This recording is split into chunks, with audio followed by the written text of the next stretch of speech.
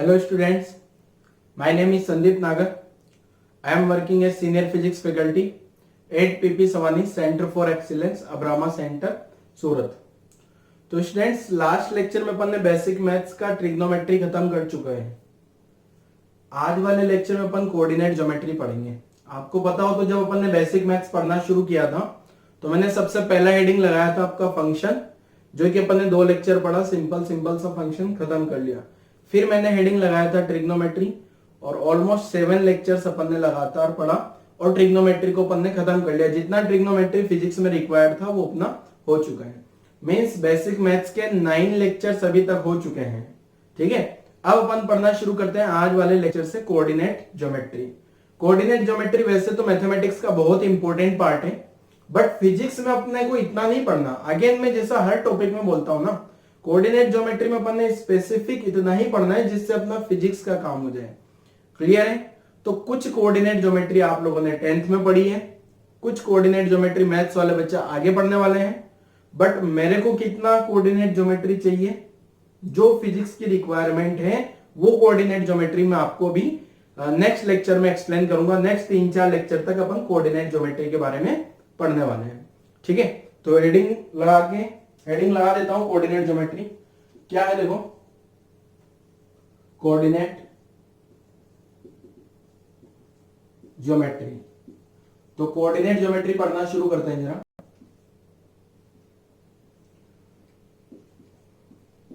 तो coordinate geometry में सबसे पहले तो कोऑर्डिनेट सिस्टम पता होना चाहिए आपको। कोऑर्डिनेट सिस्टम किसको बोला जाता है? जैसे मान लो मैं यहाँ कोऑर्डिनेट सिस्टम बना लेता हूं, ये इसको यहां बोला जाता है प्लस एक्स एक्सिस, इसको बोला जाता है प्लस वाई एक्सिस, इसको बोला जाता है 0,0 ओरिजिन, जो आप सभी लोगों को पता होगा। ठीक है, इसको first quadrant, second, third, fourth, ये मैं एसटीसी रूल में आपको ट्रिग्नोमेट्री में भी बता चुका हूं। क्लियर है? ये इधर वाले एक्सिस को लिखना चाहो तो आप लिख सकते हो माइनस एक्स एक्सिस, और इसको लिखना चाहो तो यहां लिख सकते हो माइनस वाई एक्सिस। मान लो अब इस कोऑर्डिनेट सिस्टम में ये 2D सिस्टम है, मैंने जेड नहीं बनाया, चाहूं तो यहाँ प्लस जेड बना के 3D सिस्टम भी बना सकता हूं। तो आप 2D का समझ लो, सेम कहानी 3D में भी होती है। क्लियर? अब यहां अगर देखूं मैं, अगर मेरे पास मान लो कोई भी 2 पॉइंट है, मान लो एक पॉइंट यहां है A जिसका कोऑर्डिनेट है कुछ x1 y1, और दूसरा पॉइंट यहां है कोई B जिसका कोऑर्डिनेट है x2 y2। क्लियर? अगर यहां देखूं तो फर्स्ट क्वाड्रेंट में x1 पॉजिटिव होगा क्या? x1 मतलब ये वाली डिस्टेंस पॉजिटिव, y1 मतलब ये वाली डिस्टेंस पॉजिटिव। अब पहले तो x1 y1 समझ लेते हैं। x1 y1 कौन कौन सी डिस्टेंस है? x1 का मतलब ये वाला जो पॉइंट है ना, इस पॉइंट से मैंने x एक्सिस पे और y एक्सिस पे 2 परपेंडिकुलर ड्रॉप कर दिए। ठीक है, तो ये जो a पॉइंट का ये वाला डिस्टेंस होगा ना, यहां से यहां तक का डिस्टेंस x1। क्लियर है? मतलब इस a पॉइंट की जो डिस्टेंस होगी, ये a पॉइंट की डिस्टेंस होगी कितनी? x1। कहां से? y एक्सिस से। इस a पॉइंट की y एक्सिस से कितना डिस्टेंस है? x1। ऐसे ही सेम कहानी अगर मैं लिखूं इधर, यहां पे ये डिस्टेंस होगी y1, और यहां से अगर मैं लिखना चाहूं तो ये वाली डिस्टेंस भी क्या होगी? y1। मतलब इस a पॉइंट A की x एक्सिस से जो डिस्टेंस है, मिनिमम डिस्टेंस, वो क्या है? y1 के इक्वल है। ऐसे B पॉइंट पे भी लिखा जा सकता है। B पॉइंट की कहानी मैंने समझा रहा आपको। क्लियर है? अब जैसे इस A पॉइंट को यहां से अगर ओरिजिन से मिला दिया जाए, A पॉइंट का ओरिजिन से डिस्टेंस कितना होगा वो कैलकुलेट करना मुझे। ठीक है, तो मैं एक डिस्टेंस फॉर्मूला बता देता हूं। डिस्टेंस फॉर्मूला जो है आपको 2 पॉइंट्स के बीच का डिस्टेंस देगा, चाहे वो एक ओरिजिन भी हो सकता है या फिर 2 पॉइंट्स A एंड B भी हो सकते हैं। जैसे ये रहा A पॉइंट और ये रहा B पॉइंट। आपने पढ़ा भी होगा डिस्टेंस बिटवीन 2 पॉइंट्स। तो डिस्टेंस 2 पॉइंट्स के बीच का डिस्टेंस क्या है? देखो, डिस्टेंस, या इसको मैं मिनिमम डिस्टेंस लिखता हूं क्योंकि ये डायरेक्ट वाली डिस्टेंस होती है। ठीक है ना? डिस्टेंस अगर मैं फिजिक्स की लैंग्वेज में बोलूं ना, तो डिस्टेंस तो कुछ भी हो सकती है 2 पॉइंट्स के बीच में, A और B का ऐसा। तो ये मिनिमम डिस्टेंस या डिस्प्लेसमेंट। ठीक है, तो मिनिमम डिस्टेंस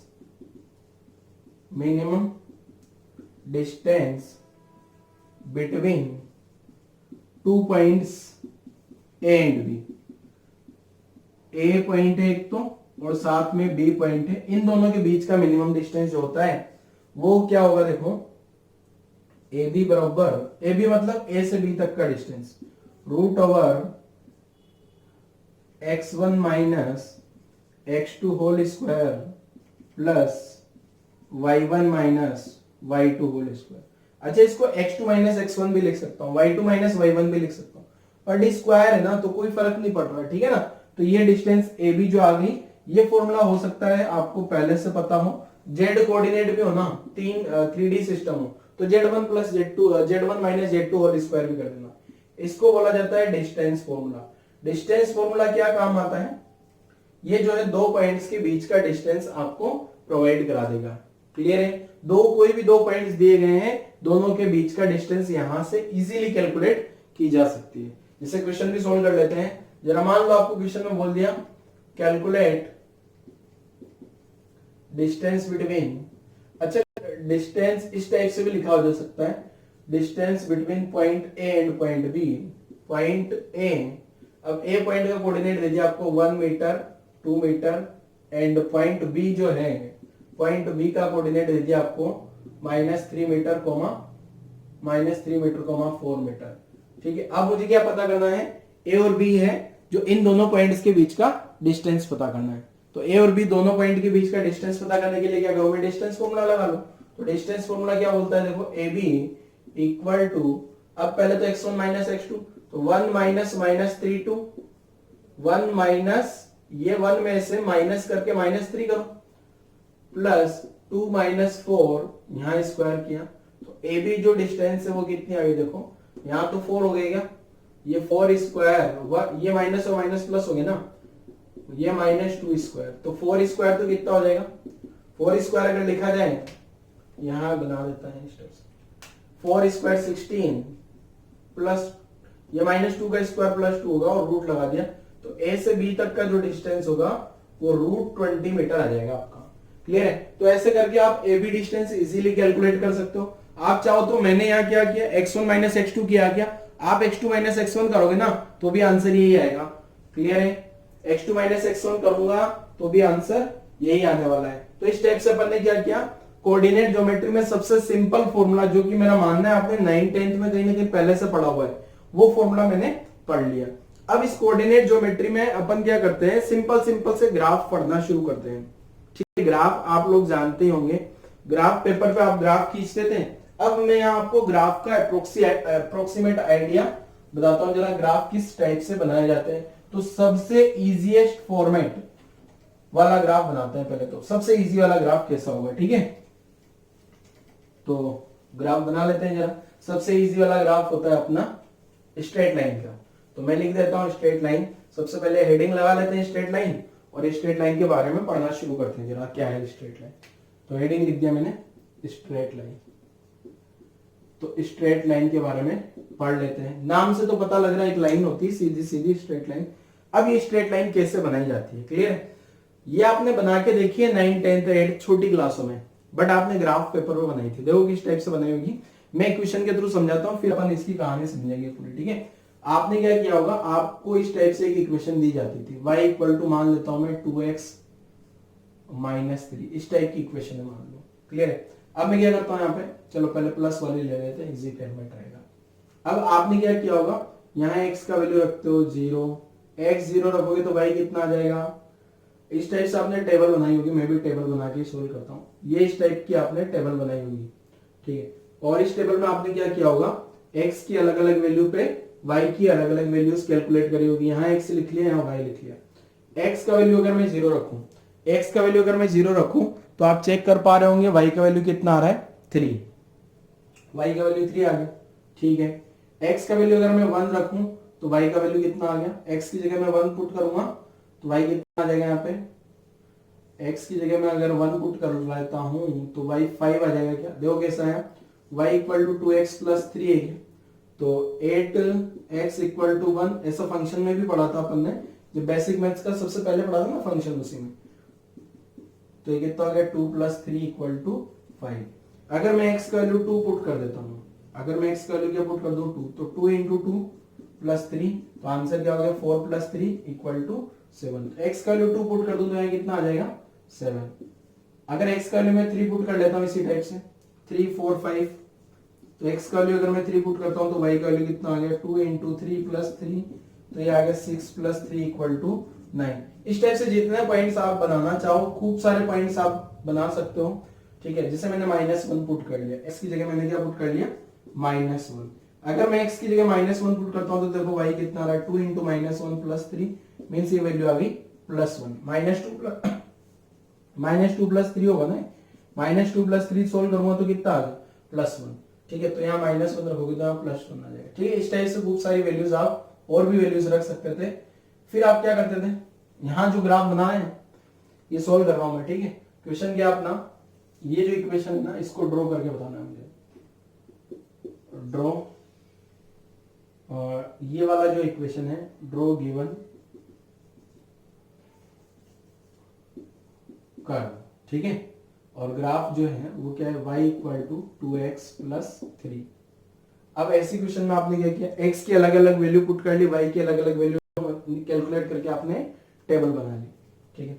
अब इसमें क्या कर रहा हूं मैं, अब इसमें मैंने क्या किया, यहाँ x एक्सिस मान लिया, ये तो मैंने मान लिया +x और ये मान लिया मैंने +y, ठीक है। +x और +y मानने के बाद क्या करूंगा, ये सारे पॉइंट लोकेट करता हूं। आपने भी ऐसे किया होगा, सारे पॉइंट लोकेट कर, बस आप जो है वो ग्राफ पेपर पे पहले स्केलिंग कर देते हैं, 1 small division equal to 1 centimetre या 1 capital division equal to 1 centimetre, ठीक है। इस टाइप की स्केलिंग कर देते हैं। अब मैं इस टाइप का स्केलिंग तो नहीं कर रहा हूं, मैं डायरेक्ट करता हूं। अगर मैं x का वैल्यू 0 रखता हूं तो y कितना आ रहा है 3, ये वाला पॉइंट देखूं तो 0,3 है, तो x का वैल्यू 0 रखूं y 3 आ रहा है, मतलब यहां कहीं ये पॉइंट लोकेट कर दिया, ये पॉइंट क्या आ गया 0,3, ठीक है। दूसरा अगर मैं x का वैल्यू 1 रखता हूं तो y का वैल्यू कितना आ रहा है 5, तो यहां कहीं वैल्यू होगी, x का वैल्यू अगर मैं 1 कर लेता हूं 1, तो 1,5 यहां कहीं होगा, ये वाला पॉइंट आ गया 1,5, फिर 2,7 3,9 -1,1। तो ये जो है मैं ये लाइन ड्रॉ कर ली मैंने एक बार, ये इस टाइप से, थोड़ा इस पॉइंट को यहां बना देता हूं, ये 1,5। अब यहां के आगे 2,7 रहा होगा, ठीक है। फिर यहाँ 3,9 आएगा, आपका ऊपर नीचे आ जाता था तो आप क्या करते थे, लाइन पे मिला देते थे जबरदस्ती।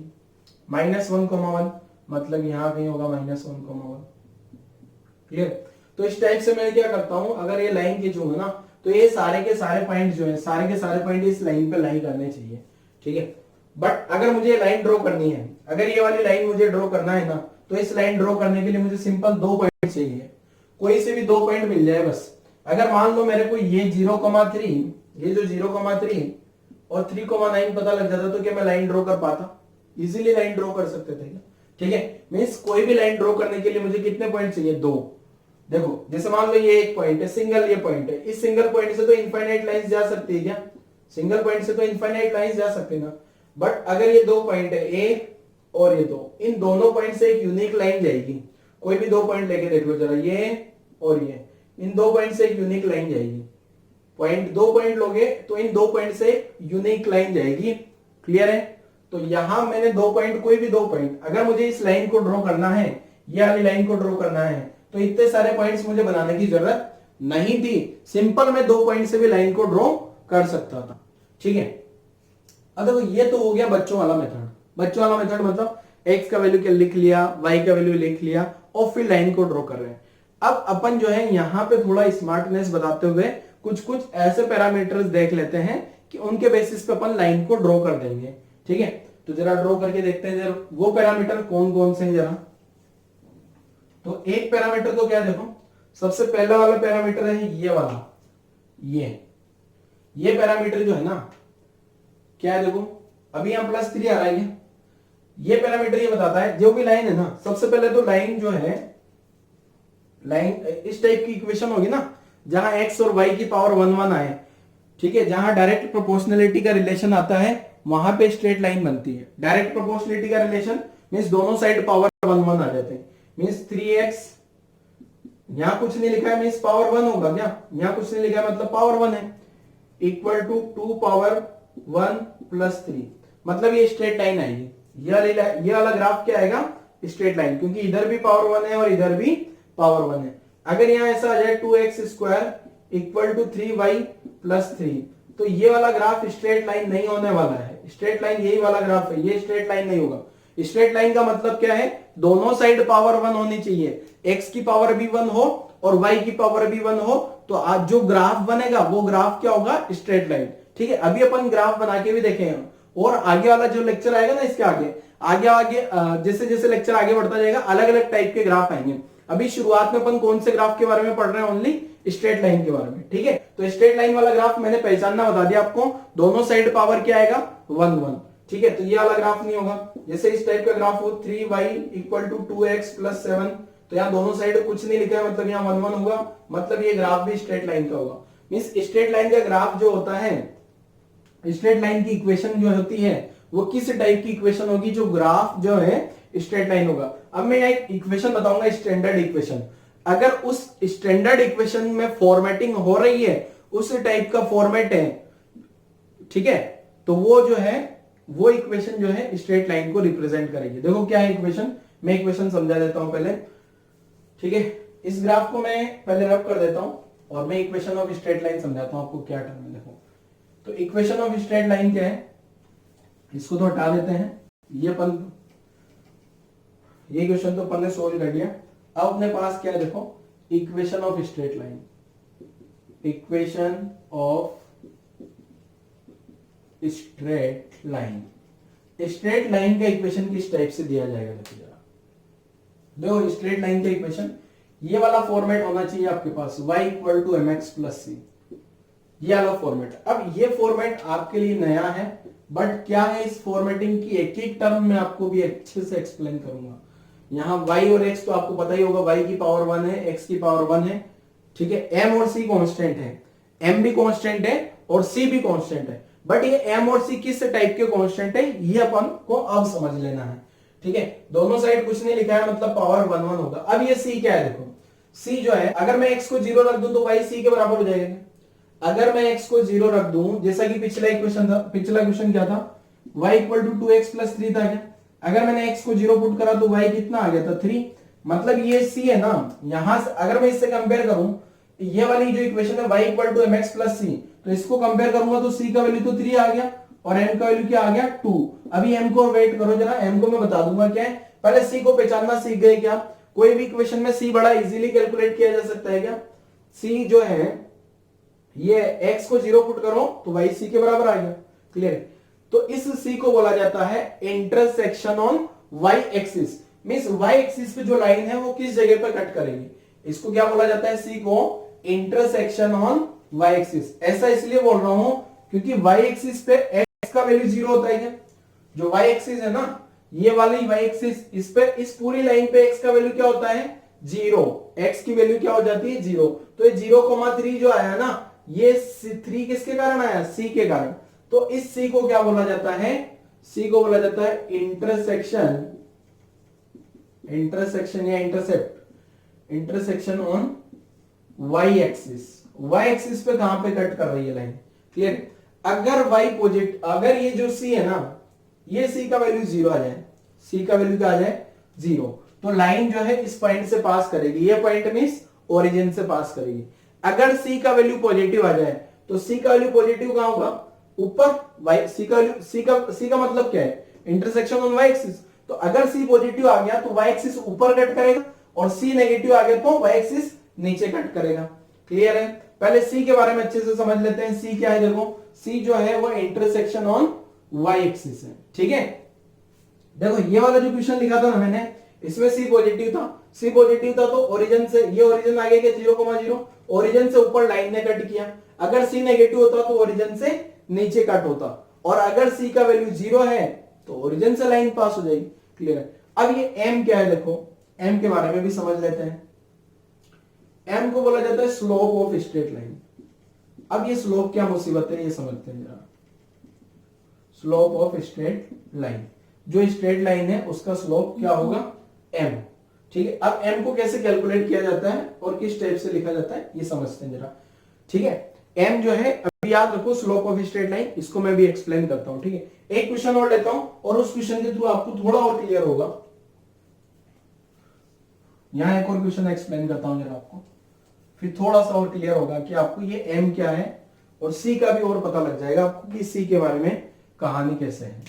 तो जैसे मैंने एक क्वेश्चन लिखा, y equal to 2x minus 8। ठीक है, y इक्वल टू क्या लिख दिया मैंने 2x माइनस। अब मैं क्या करता हूं यहां पे x की अलग अलग वैल्यू पुट करता हूं। ठीक है, अभी तो ये वाला क्वेश्चन तो मैं वापस वही मेथड से सोल्व कर रहा हूं जिससे पहले सोल्व किया था। ठीक है, तो x का वैल्यू मैं डायरेक्ट पुट करता हूं जरा। तो मुझे क्या क्वेश्चन क्या है, ड्रॉ द गिवन करो, ड्रॉ गिवन करो, और ग्राफ क्या है y equal to 2x minus 8। ठीक है, अब मैं सोल्व करता हूं जरा, इसको ड्रॉ करके बताता हूं आपको कैसे ड्रॉ करना है। यहाँ x का वैल्यू रखूंगा या y का वैल्यू रखूंगा। ठीक है, अब x का वैल्यू 0 रखूं तो y माइनस 8 आ रहा है। x का वैल्यू 0 रख दिया मैंने, y क्या आ रहा है माइनस 8।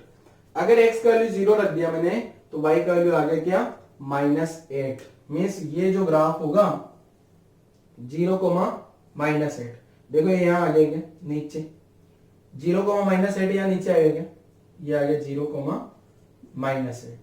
क्लियर है। अब यहां से इनफाइनाइट, अब यहां से अगर देखा जाए तो c का वैल्यू भी माइनस 8 है क्या। ठीक है, यहां c का वैल्यू नेगेटिव है क्या, जैसे m क्या है ये स्लोप ऑफ स्ट्रेट लाइन, और c पॉजिटिव नेगेटिव, अगर c पॉजिटिव होगा, c पॉजिटिव है, अगर c क्या है पॉजिटिव है, तो जो लाइन कट करेगी, line intersect y axis above the origin. ठीक है, ओरिजिन से ऊपर कट करेगी। अगर c नेगेटिव है, लाइन स्ट्रेट लाइन, ठीक है ना, line intersect y axis below the origin, origin से नीचे कट करेगी। बट अगर c का वैल्यू 0 हो जाए तो फिर क्या होगा, तो लाइन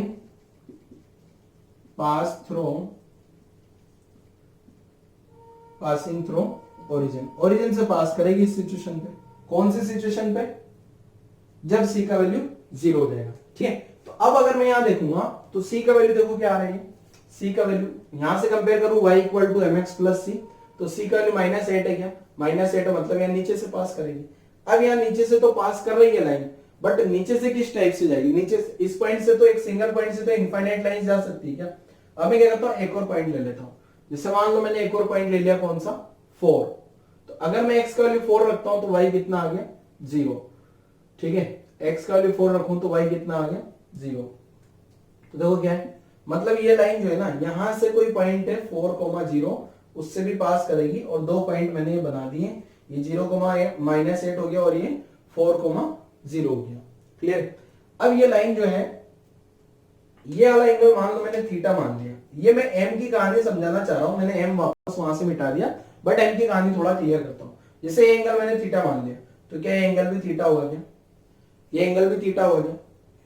ठीक है, अब मुझे tan थीटा की कैलकुलेशन करके देखते हैं जरा, यहां से यहां तक की डिस्टेंस कितनी होगी है, डिस्टेंस बोल रहा हूं तो 8, वो माइनस 8 क्या बता रहा है नीचे की डायरेक्शन से, ये कितना होगा यहां से यहां 4 हो गया।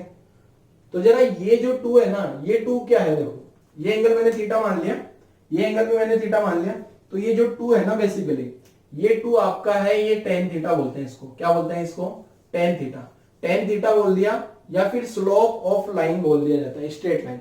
ठीक है, देखो ये 2 आ रहा है कि यहां से tan थीटा इक्वल टू 8/4, और कितना आ गया 2, इसको भी मैं वहां लिखूंगा स्लोप।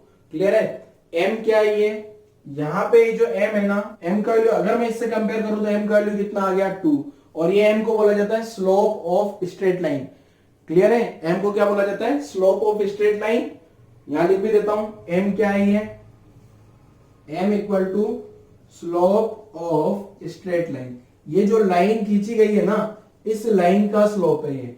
अगेन स्लोप जो है वो कैसे डिफाइन है, देखो ये m जो लिखा जाता है वो लिखा जाता है tan थीटा, m क्या लिखा जाता है tan थीटा। अब यहां ये दिक्कत है कि ये थीटा क्या होगा, m ये तो आपने समझ लिया कि tan थीटा होता है। ठीक है, tan थीटा कैसा है, देखो यहां से मैंने ये एग्जांपल के थ्रू समझाया आपको।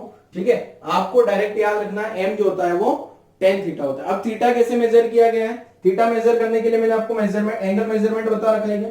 थीटा जो है angle of straight line, angle of line from plus x axis. ठीक है, angle of line from plus x axis in कौन सी direction, clockwise anticlockwise, in anticlockwise direction. Anticlockwise direction को देखो, angle measurement, angle के बारे में कुछ नहीं बोला है ना, तो अपन पॉजिटिव एंगल मानेंगे, ठीक है। और वो पॉजिटिव एंगल कौन सी डायरेक्शन होता है, एंटी क्लॉकवाइज डायरेक्शन। तो यहां एंटी क्लॉकवाइज डायरेक्शन लिख लिया मैंने। तो एंटी क्लॉकवाइज डायरेक्शन में अगर थीटा है तो उसको टेन थीटा लिख दो, तो ये एम की कैलकुलेशन हो जाएगी। क्लियर है? वापस रिपीट करता हूं, देखो क्या है, ये जो इक्वेशन ऑफ स्ट्रेट लाइन है, इक्वेशन ऑफ स्ट्रेट लाइन, ये क्या है, y equal to m x plus c. Clear? सबसे अब इस इक्वेशन में x और y दो तो ये वेरिएबल हो गए। कोई भी फंक्शन में जो है जनरली अपना दो वेरिएबल होते हैं, y और x, z भी हो सकते हैं, बट अपन जो फंक्शन पढ़ रहे हैं अभी सिंपली उनमें दो वेरिएबल हो गए। कौन कौन से, y और x। अब ये c और m क्या है, इसके बारे में अपन समझते हैं। c को मैंने लिख दिया, c क्या है, intersection on y axis, means y axis पे लाइन कहां कट कर रही है, लिख भी दिया मैंने, इंटरसेक्शन ऑन y एक्सिस। अगर c का वैल्यू पॉजिटिव है, c का वैल्यू पॉजिटिव है तो y एक्सिस जो है वो ओरिजिन से ऊपर कट होगा, और c का वैल्यू नेगेटिव है तो y एक्सिस ओरिजिन से नीचे कट होगा, और c का वैल्यू 0 है तो ओरिजिन से पास होगी लाइन।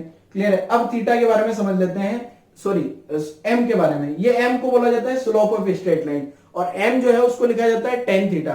ठीक है, m को क्या लिखा जाता है, टेन थीटा। अब थीटा क्या है, angle of line, angle of straight line from positive x axis in positive measure, in positive direction. जो एंगल मेजरमेंट की जो पॉजिटिव डायरेक्शन है वो कौन सी होती है, एंटी क्लॉकवाइज डायरेक्शन। तो मैंने यहां से एंटी क्लॉकवाइज डायरेक्शन से देख लिया, ये प्लस एक्स, ठीक है, ये प्लस एक्स लिया, और यहां से थीटा मेजर कर लिया, उसका टेन लिया तो वो 2 के बराबर आ गया क्या। क्लियर है? तो सबसे पहला काम, कोई भी लाइन दी गई हो आपको, ठीक है, स्ट्रेट लाइन कैसे पहचानना है, दोनों साइड 1 1 पावर आनी चाहिए एक्स और वाई की।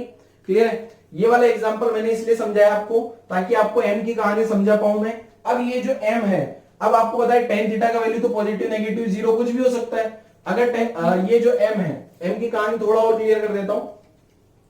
एम तो पॉजिटिव भी हो सकता है, एम नेगेटिव भी हो सकता है, और एम जीरो भी हो सकता है। तो एम जो है इसको बोला जाता है slope of straight line. M positive कब होगा, देखो एम पॉजिटिव अगर थीटा जो है greater than zero less than 90 degree हो जाए, तो ऐसी सिचुएशन में जो है एम पॉजिटिव आ जाए।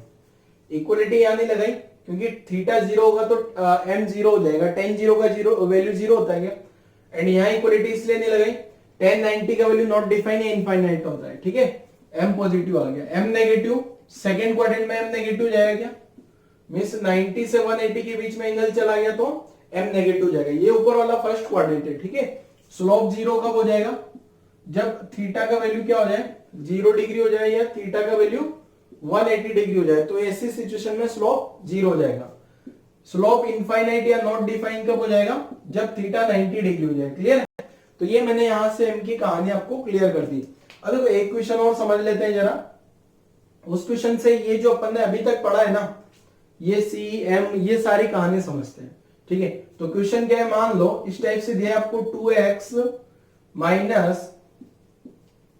2x minus y equal to 5। ठीक है, ये इस टाइप की इक्वेशन है। अब मुझे क्या पता करना है इस क्वेश्चन में, पहला तो फाइंड सी एम थीटा। अब सी एम थीटा क्या, ये समझ जाना आप। ठीक है, ये वाला c intersection on y axis, m slope, और थीटा जो है आपका वाई एक्सिस से कितना एंगल है, एक्स एक्सिस से कितना एंगल है। दूसरा क्या है, ड्रॉ कर्व। ठीक है, ये ग्राफ भी बना के बताना आपको। ड्रॉ स्ट्रेट लाइन लिख देता हूं, ड्रॉ स्ट्रेट लाइन, क्योंकि अभी तो मुझे पता ही है ना ये लाइन क्या है, स्ट्रेट लाइन। कैसे पता लगा, दोनों साइड पावर 1 1 है क्या, x की पावर 1 है और y की पावर 1 है, इसका मतलब मैं समझ जाऊंगा क्या ये स्ट्रेट लाइन है। क्लियर है? अब देखो इसको कंपेयर करते हैं, इसको सॉल्व करते हैं सबसे पहले। अब पहला काम तो ये स्टैंडर्ड फॉर्मेटिंग करना होता है। फॉर्मेटिंग मतलब लेफ्ट साइड में y होना चाहिए और कुछ नहीं होना चाहिए। तो मैं इसको ऐसे लिख दूं, 2x minus 5 equal to y, तो y equal to 2x minus 5, ऐसा हो गया क्या। तो देखा जाए तो y equal to mx plus c से कंपेयर करोगे ना, तो c का वैल्यू तो आ गया -5 एंड m का वैल्यू आ गया कितना, 2। अब c का वैल्यू तो -5 आ गया, इन दोनों को कंपेयर किया, m का वैल्यू 2 आ गया। तो आपको पता है m को क्या लिखा जा सकता है, tan थीटा। तो tan थीटा इक्वल टू 2, तो थीटा लिख देना है अब टेन थीटा 2 आ गया ना, तो थीटा कैसे लिखोगे जरा। अब ये थोड़ा दिक्कत वाला काम है, ये आपके लिए एक नई टर्म होगी, एक्सप्लेन करता हूं क्या। अगर ये टेन थीटा 1 होता तो आप बड़े इजीली लिख देते। अगर मान लो टेन थीटा 1 आ गया होता, टेन थीटा क्या आ गया होता 1, तो थीटा क्या लिख देता मैं 45 डिग्री, पर ये थीटा तो क्या आ गया 2। तो ऐसी सिचुएशन में इसको क्या करते हैं अपन, जैसे मान लो आप ऐसे समझो दोनों साइड मैंने 10 से डिवाइड कर दिया, यहां 10 से डिवाइड करूंगा 10 थीटा अपॉन 10, ये आपको मैं समझने के लिए बता रहा हूं ऐसा, ठीक है। यहाँ 10, तो यहां पे क्या हुआ 10 से 10 मारा गया, तो थीटा इक्वल टू क्या आ गया 10 इनवर्स 2, ऐसा समझ सकते हो आप। बाकी इसको बोला जाता है क्या इनवर्स ट्रिग्नोमेट्री। तो इसको कैसे लिखते हैं जरा, मैं दोनों साइड इनवर्स ले लेता हूं। इनवर्स क्या, मैंने लिखा 10 इनवर्स 10 थीटा, क्योंकि मुझे इस 10 को गायब करना है ना, तो इधर क्या लिख दिया 10 इनवर्स 2। अब ये 10 इनवर्स से 10 गायब हो गया तो थीटा बचेगा, तो थीटा इक्वल टू 10 इनवर्स 2 आ गया, ठीक है। ऐसा लिखा जाता है, ठीक है। तो थीटा की कैलकुलेशन होगी 10 इनवर्स 2। अच्छा, और भी इस इनवर्स के बारे में थोड़ा और समझा देता हूं। ये इनवर्स आपके लिए पहली बार आया होगा, इनवर्स वाली टर्म, ठीक है। अगर 1 होता तो क्या लिखा जाता, ठीक है। अभी इसका ग्राफ भी ड्रॉ करके बताऊंगा। मैंने सी का कैलकुलेशन कर लिया, एम का कैलकुलेशन कर लिया, थीटा का कैलकुलेशन कर लिया, थोड़ा और समझा देता हूं क्या है। जैसे मान लो अगर 10 थीटा का वैल्यू सपोज 1 आ गया होता, तो मैं क्या लिखता 10 थीटा इक्वल टू 1 को क्या लिखा जा सकता है 10 45। अब 10 से 10 मारा गया तो थीटा 45 आ जाता। ऐसे अगर मान लो 10 थीटा कितना आ जाता मेरे पास √3, तो मैं थीटा इक्वल टू 60 डिग्री लिख देता डायरेक्ट, ठीक है। अगर मेरे पास आ गया होता 10 थीटा इक्वल टू 3, तो ये वैल्यू टेबल में नहीं आती ना, आपको पता है। तो ऐसे सिचुएशन में क्या करना है, आपको 10 का डिवाइड करना है। 10 का डिवाइड करोगे तो यहां से तो 10 गायब हो जाएगा, या ऐसे लिख दो 10 इनवर्स लेना है, या 10 का डिवाइड करना तो यहाँ थीटा, और यहाँ 10 इनवर्स 3 इस टाइप से आ गया, theta equal to 10 inverse 3। 10 theta equal to 7 आ गया, तो थीटा कितना आ गया 10 इनवर्स 7। डायरेक्ट लिखना सीख गए, ठीक है। 10 थीटा मान लो आ गया आपका 100, तो थीटा क्या लिख दोगे 10 इनवर्स 100। क्लियर है। तो अगर 10 थीटा दिया है तो थीटा को इनवर्स करके लिख लो। अगर परफेक्ट एंगल नहीं बन रहा है, परफेक्ट एंगल मींस जो वो एंगल नहीं बन पा रहा जो आपका टेबल में बनता है, तो ठीक है। इसको मैं मिटा देता हूं, आपको एक एग्जांपल लिख लेना है, उससे समझ आ जाएगा। एक मैंने यहां समझा दिया ना इनवर्स का मतलब क्या होता है, ठीक है। तो पहला क्वेश्चन क्लियर हो गया। सेकंड क्वेश्चन समझते हैं जरा। सेकंड क्वेश्चन जो है, वैसे आज ये वाला क्वेश्चन स्ट्रेट लाइन के अपन और क्वेश्चन करने वाला है, अगले लेक्चर में भी पूरा स्ट्रेट लाइन चलेगा, ठीक है। तो टेंशन लेने वाली बात नहीं, पूरा लेक्चर पढ़ेंगे ना आगे तो अच्छे से समझ आ जाएगा। ये फर्स्ट वाला क्वेश्चन है, इसलिए थोड़ा हो सकता है आपको ये ड्रॉ स्ट्रेट लाइन को ड्रॉ करने में थोड़ा तकलीफ हो। तो देखो कैसे ड्रॉ करना है। y इक्वल टू क्या आ गया, देखो मैंने यहाँ पे कंपेयर किया था ना 2x माइनस 5। देखो मैंने आपको बोला था ये वाली टर्म क्या है c। अब सबसे पहले तो यहाँ प्लस x लिख लिया, यहाँ प्लस y लिख लिया। c का वैल्यू नेगेटिव आ रहा है क्या, c का वैल्यू नेगेटिव आ रहा है मतलब ये लाइन यहाँ कहीं से पास करने वाली है। c का वैल्यू नेगेटिव आ रहा है मतलब ये लाइन यहाँ से पास करेगी।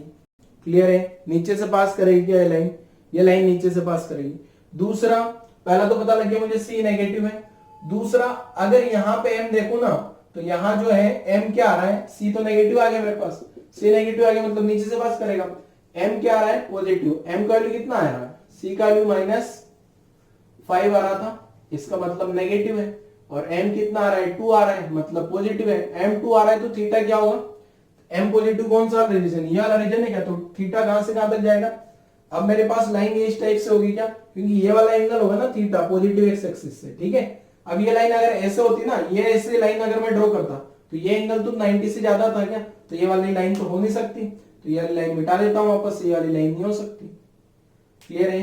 तो ये अपने पास ये जो लाइन आ गई। अब देखो मैंने यहां से कुछ नहीं किया, डायरेक्ट लाइन को ड्रॉ कर दिया क्या, ये लाइन को इजीली ड्रॉ कर दिया। मैंने क्या किया, पहले तो सी की कैलकुलेशन कर ली, सी पॉजिटिव नेगेटिव 0, सी नेगेटिव तो नीचे लेके आ गया, एम पॉजिटिव है तो 90 से कम, अगर एम नेगेटिव होता तो 90 से ज्यादा एंगल बना लेता, ठीक है। तो आज वाले लेक्चर को तो यहीं क्लोज करता हूं।